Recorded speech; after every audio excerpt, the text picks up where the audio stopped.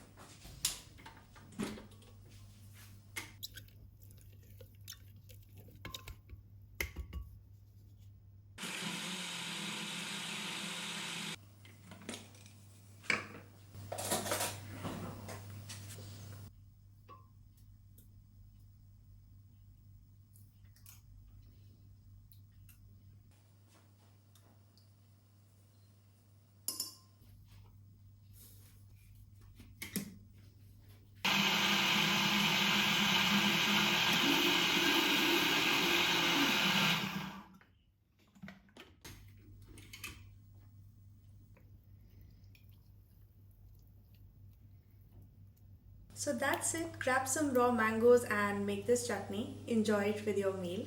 Dal, chawal, roti, sabzi, whatever you like. I quite like it with oats, idli and besan cheela. I think it goes fantastic with those. If you try and like it, give this video a thumbs up and subscribe to our YouTube channel.